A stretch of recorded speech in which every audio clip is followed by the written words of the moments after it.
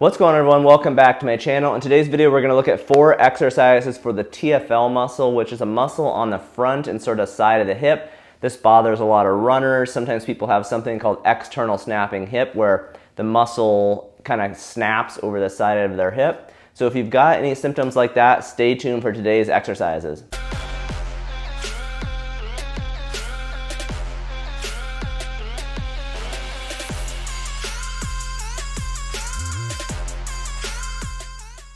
Before I jump into today's video, just want to mention that my book is now available on Amazon and Barnes & Noble. It has rehab programs for the 50 most common orthopedic injuries and pain issues with pictures of me doing the exercises.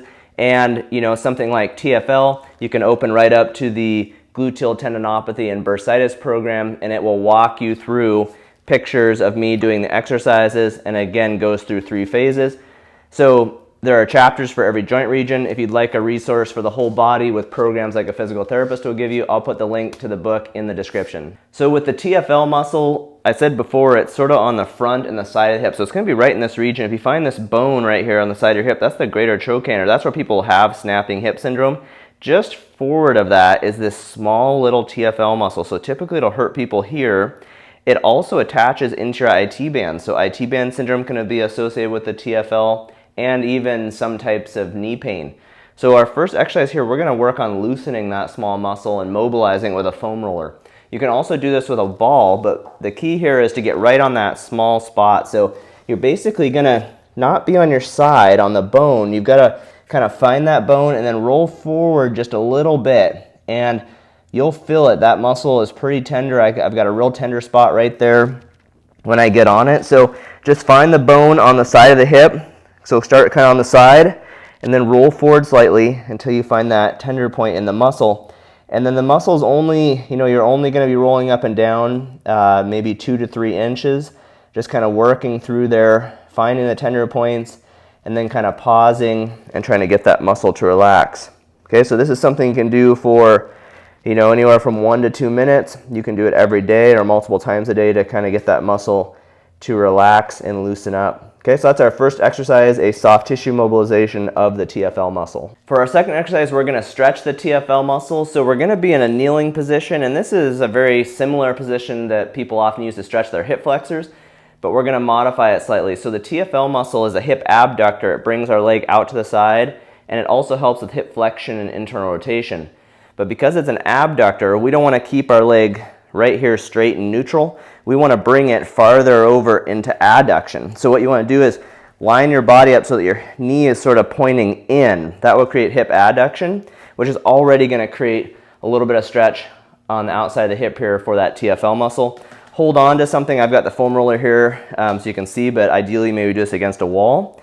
So with my leg in adduction, I'm then going to shift forward slightly without arching my back. So this is the movement that's often done for the hip flexor. So just shift forward a little bit to get the stretch. You're looking for a stretch right there on kind of the front and side of the hip. You might feel this over, farther down the leg. The other thing you can do is if you've got good bounce, you can let go the whatever you're holding on to, and also add a little bit, see if I can keep my balance here, add a little bit of trunk lean away from that leg to kind of stretch that whole lateral line. Sometimes this can help with stretching the TFL. If this is too hard balance-wise, just focus on holding on, putting the hip in adduction, and then shifting forward a little. For this stretch, perform 2 to 4 repetitions and hold each one for 15 to 30 seconds. Okay, that's our second exercise, a TFL stretch. For our next exercise, we're going to start strengthening TFL, and we're going to do an exercise called side-lying hip abduction, which I've covered in previous gluteal strengthening videos. But we're going to modify it slightly to target TFL. So what you're going to do is if I'm working my right leg, I'm going to lay on my left side, and the normal side-lying hip abduction exercise, my leg would come up and kind of back to the corner to get gluteus medius and minimus. For TFL, I actually want the leg to come into flexion, so I'm going to bring it forward a little and then up. So I'm going to do leg raises where basically the leg isn't quite neutral, it's forward a little bit. I'm going to bring it up and then back down to really target that TFL muscle and build strength. Another variation you can do is you can kind of go up and then you can bring it to neutral and then back down. Sometimes kind of a bicycle kind of movement like this is useful. Okay, so you can play with those two and see which one you feel like you feel it more. I kind of like this one where you could bring it forward, come up in the front, and then bring it towards neutral, and then back down. You can also go the opposite direction, up to the side, forward, and then back around, kind of a cyclical movement like that. But the whole key is that we want to be doing abduction and a little bit of flexion to get that TFL muscle. Okay, so for this one, because it's a strengthening exercise, go for 3 sets of 10 to 15 repetitions, basically reps to fatigue, to help build capacity and strength in the TFL muscle. Our last exercise here is going to be one in standing. TFL is really important in function for controlling the pelvis, keeping it stable. It helps our glutes in this way, especially gluteus medius and minimus. So we're going to do an exercise here called a pelvic hitch or a pelvic drop. What you're going to do is, if I'm working on my right leg, so that's the side that's got the symptoms. Honestly, I would do this on both legs, but if you just have symptoms on one side, I'm going to stand on that leg.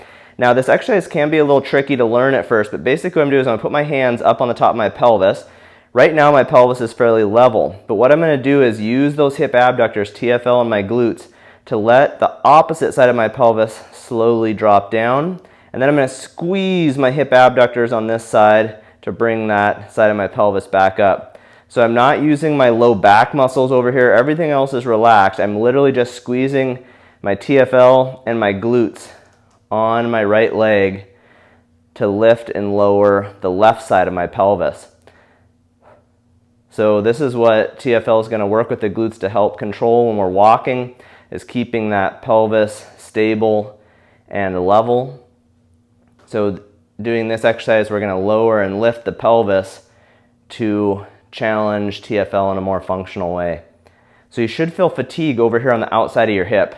As you do this, if you're doing it right, you should feel fatigue right there, kind of in the glutes and on the side of the hip. So again, because this is strengthening, it might take you a little while to get the motor control down, but once you have that and you can feel it over there, go for 3 sets of 10 to 15 reps with maybe a 30-second to 1-minute rest in between. Okay, and the pelvis should go up and down, and you shouldn't feel your low back muscles working. Okay, so those are 4 exercises for TFL. Again, if you've got pain on the side of your hip, you've got the snapping hip syndrome, or even pain down on the side of the knee, these are good ones to try. If you have any questions, put them in the comments section, and I'll try to get back to you. I'll see you guys in the next video. Bye.